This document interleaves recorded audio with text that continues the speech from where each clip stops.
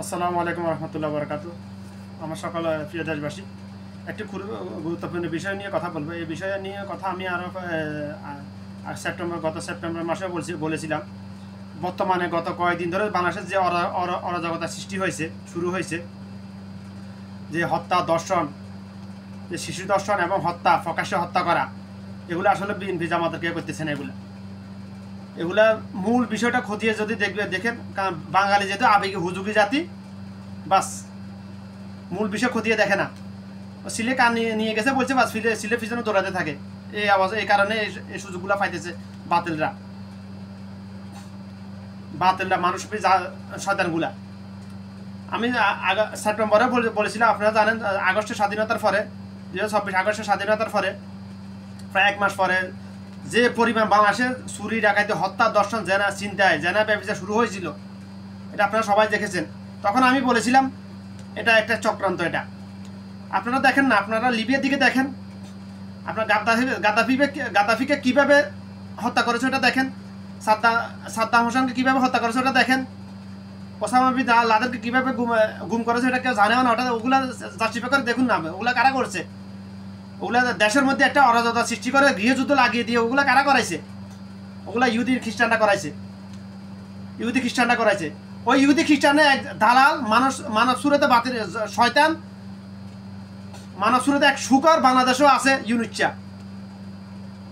ইউনুচ্চা হলে একটা প্রকাশ্য মানব সুরতে শয়তান, ইহুদি খ্রিস্টানদের দালাল। এটা তোমরা জানলেও মানলেও সত্য, না মানলেও সত্য। এটা ইউনুচ্চের সাথে শেখ হাসিনার দ্বন্দ্বের মূল কারণে দুইটাই। ট্যাক্স ফাঁকি থেকে দেওয়া, ইউনুচ্চা প্রায় 700 কোটি টাকা ট্যাক্স ফাঁকি দিয়েছে। ট্যাক্স এটা সরকারের সম্পদ না, হক না, এটা আমাদের হক, আমারও হক, সকলের হক, সকল বাঙালির হক এটা ট্যাক্স। এটা ইউনিভার্সিটিতে শেখ হাসিনা প্রথম দ্বন্দ্ব হলো ট্যাক্স ফাঁকি দেওয়া, দ্বিতীয় দ্বন্দ্ব হলো পদ্মা সেতু শেখ হাসিনা করেছে, ঠিক আছে, লুটপাট হয়েছে, এটা ঠিক আছে, দুর্নীতি হয়েছে, এটা ঠিক আছে, কিন্তু এটা তো দেশের অংশ, পায় দেশের সম্পদ না, যে করে হয় এটা দেশের সম্পদ। ওই পদ্মা সেতুর জন্য লোন অ্যাপ্লাই করেছিল আমেরিকার কাছে, ওই ইউনিটটা ওই লোন বন্ধ করে দিয়েছে। ওই লোন যাতে না দেয় ওটার জন্য ওই বাতার ফতাম করে ইউনিটটা। এই জন্য দুইটা কারণে আওয়ামী লীগের সাথে শেখ হাসিনার সাথে ইউনিটটার দ্বন্দ্ব ছিল। এখন প্রশ্ন হলো, ইউনিটটার গত 5-6 বছর ধরে নামগন্ধ ছিল না বাংলাদেশে। এটা আগস্টের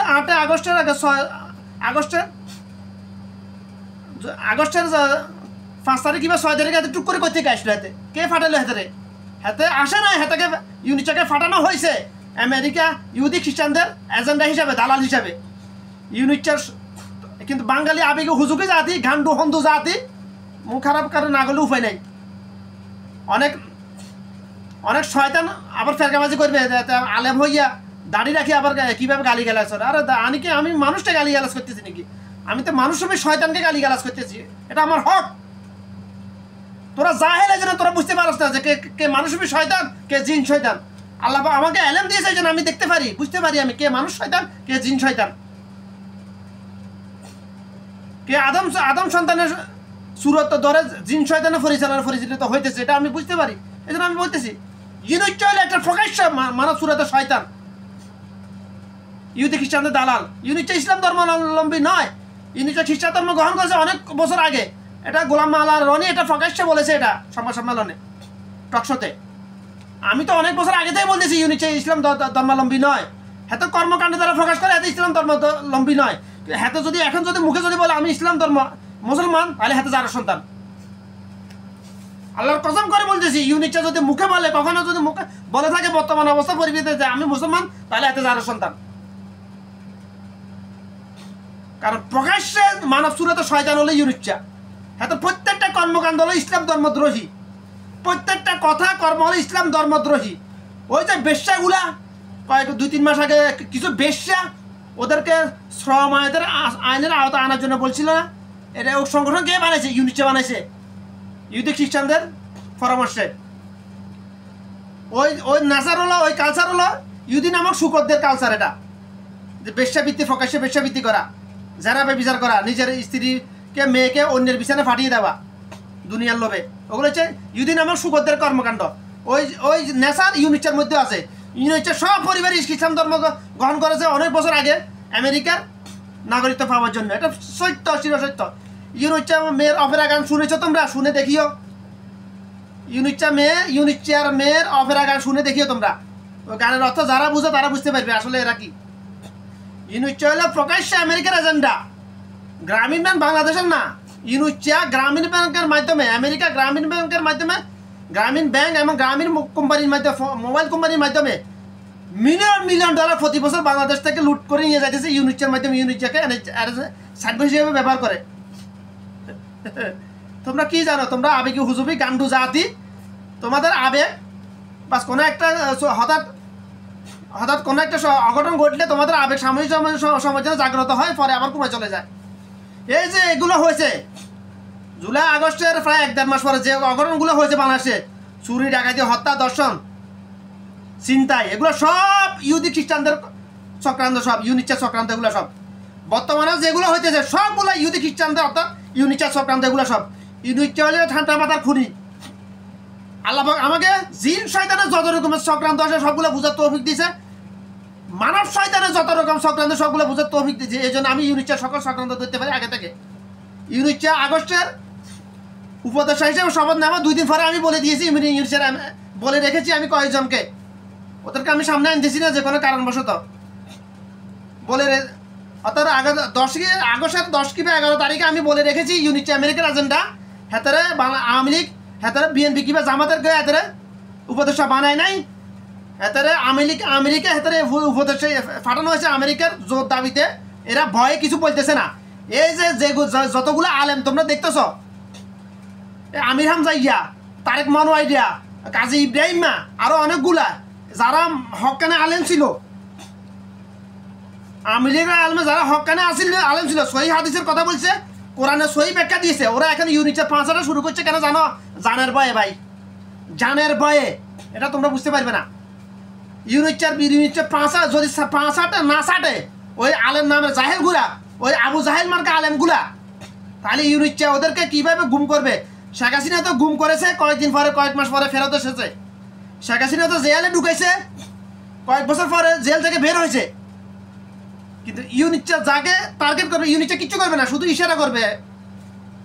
ওই ইউদিন আমার শুকরদেরকে আমেরিকাকে শুধু ইশারা করবে, শুধু আঙ্গুল দিয়ে শুধু ইশারা করবে, এ টার্গেট করবে খালি, বাস।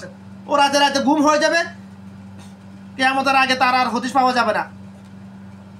তোমরা দেখো না, ওসামা বিন লাদেনের ইতিহাস কেউ জানে না, ওকে মারা গেছে না আছে এটা কেউ জানেও না এখনো।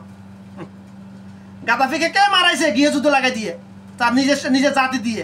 যে গাদ্দাফি তার দেশের সকল পাবলিকের জন্য বিদ্যুৎ বিল, কারেন্ট বিল ফ্রি করে দিয়েছিল। কে মারাইছে গাদ্দাফিকে? আমেরিকা, ইহুদি খ্রিস্টান নামক কুত্তাগুলায়। সাদ্দাম হোসেনকে কে মারাইছে? ফাঁসি দিয়েছে তো সত্য, ঠিক আছে, চক্রান্ত কে করেছে? নিজের জাতিকে দিয়া, মুনাফিকদেরকে দিয়া। কারণ পৃথিবীর কোনো ইহুদি খ্রিস্টান, কোনো কাফের পক্ষে সম্ভব নয়, কাফের এত সাহস নাই যে মুসলমানের সরাসরি ক্ষতি করা। পৃথিবীর সকল কাফের মুসলমানের ক্ষতি করে, মুসলমানের করে জন্ম নেওয়া মুনাফিকদেরকে দিয়া। এটা তোমরা মানলেও সত্য, না মানলেও সত্য। বেশিরভাগ জাহেল জানে না, এটা কিন্তু জানে না। আমি আবার বলতেছি, পৃথিবীর কোনো কাফের, কোনো ইহুদি হোক, খ্রিস্টান হোক, বৌদ্ধ হোক, হিন্দু হোক, ওদের কোনো ক্ষমতা নাই, সাহস নাই মুসলমানের সরাসরি ক্ষতি করার। কারণ পৃথিবীর সকল কাফের নারায় তাকবীর এই ধ্বনিটাকে যে ভয় পায়, পৃথিবীর বর্তমান যুগের সবচেয়ে বড় ক্ষেপণাস্ত্র যেটা মিসাইল, যেটা, ওটাকে এত ভয় পায় না এরা। এই জন্য ওরা মুসলমানের ঘরে জন্ম নেওয়া মুনাফিকদেরকে দিয়ে হাত করে, দুনিয়ার লোভ দেখিয়ে মুসলমানের ক্ষতি করে। তোমরা গাদ্দাফির দিয়ে দেখো, গাদ্দাফির দিকে কিভাবে মারাইছে। একটু পানি খেতে দেয় নাই মরার মৃত্যুর পূর্বে, পানি চাইছিল। সাদ্দাম হোসেনকে ফাঁসি কিভাবে ফুটানো ঘটনা যাচ্ছে এভাবে করে দেখো না তোমরা জানো না যে আমি পুরো পৃথিবীর ইতিহাস জানি। আমি আল্লাহ আমাকে জানার বুঝে তবে দিচ্ছে, জন্য আমি জানি। ওসামা বিন লাদেন আজকে যদি থাকতো, এই ইহুদি নামক শুকরগুলা ফিলিস্তিনের উপরে জুলুম করতে পারতো? কখনোই সম্ভব না। কবে পৃথিবী থেকে নিঃস্ব হয়ে যেত খ্রিস্টান ইহুদিগুলা। আজকে পুরো পৃথিবী ইহুদি খ্রিস্টানদের কন্ট্রোলে, আর মুসলমান আছে শুধু কার হন্দে কারণে বাঁট ঢুকে পেয়ে নিয়ে দুনিয়ার লোভে খালি। মুসলমানের ঘরে জন্ম নেওয়া মুনাফিকগুলা, ওই আলেম সুরতে জাহেল বাতিনি শয়তানগুলা ধর্মের ব্যবসা করার জন্য কার গাড়ির উপরে চাপ দিয়ে কে উপরে যাবে, ভিউ ব্যবসা করবে, ভাইরাল হবে, এটা নিয়ে ব্যস্ত শুধু। সবাই ব্যস্ত। যারা যারা যারা তোমরা দেখছো তো দিনে দাওয়া দিছে আলেম বলতেছো, তাদের মধ্যে শতকরা 1% আছে শুধুমাত্র আলেম, 1% না, 2 থেকে 3% আছে শুধুমাত্র হক্কানে আলেম, অরিজিনাল আলেম যে কালামালা জানে। আর সবগুলা অরিজিনাল আলেম যে কালামালা জানে বুঝে মানে ওমর আবু বকর ওসমান রাদিয়াল্লাহু তাআলা ন্যায় আলেম। আর বেশিরভাগই আবু জাহেলের ন্যায় আলেম যে কালামালা জানে বুঝে কিন্তু ব্যাখ্যা দিতেছে উল্টা, জাল হাদিস হাদিস বলতেছে, বিদাত করতেছে, বিদাত শিখাইতেছে ধর্ম ব্যবসা করার জন্য দুনিয়ার লোভেও। সবগুলো আবু জাহেল মার্কা, বেশিরভাগ আলেমে আবু জাহেল মার্কা বর্তমান পৃথিবীতে। আমার বিগত 25 বছরের রিসার্চ আল্লাহর কসম করে বলতেছে কিয়ামতের পূর্ব পর্যন্ত এই রিসার্চ কেউ ভুল প্রমাণ করতে পারবে না বর্তমান পৃথিবীতে। আজ থেকে 5-10 বছর আগে ছিল না, আস্তে আস্তে আরো বাড়তে দেখবো। বর্তমান পৃথিবীতে মোট মুসলমানের ঘরে জন্ম নেওয়া আদম সন্তানগুলোর মধ্যে 99% মুনাফিক। আমি 97% বলছিলাম মানব শয়তান যাতে ফেরকাবাজি না করতে পারে, 97% এটা আসলে সঠিক হলো তথ্য হলো 99% মুনাফিক। আর মুনাফিকের জন্ম হয় মুসলমানের ঘরে। ইন্নাল মুনাফিকিনা ফি নার জাহান্নাম। রাসূল সাল্লাল্লাহু আলাইহি ওয়াসাল্লাম বলেছেন কিয়ামতের পূর্বে আমার উম্মতের মধ্যে 73টা দলে বিভক্ত হয়ে যাবে, 73টা দল। তার মধ্যে শুধুমাত্র একটা দল জান্নাতে যাবে, বাকি 72টা দল জাহান্নামে যাবে। একটা দল যারা কারা, যারা মুমিন মুসলমান তারা জান্নাতে যাবে, যারা মুনাফিক মুসলমান তারা সব জাহান্নামে যাবে। ওই বর্তমান যুগে যারা দিন প্রচার করতেছে বল দেখতেছো তোমরা, আলেম বলতেছে তাদের মধ্যে বেশিরভাগ, তাদের মধ্যে 99% মুনাফিক আবু জাহেল মার্কা আলেম, মাত্র 1% আছে মুমিন শরীরের আলেম। আলেম কারে কয় যে কালাম আল্লাহর কথা জানে বুঝে মানে তাকে বলা হয় আলেম।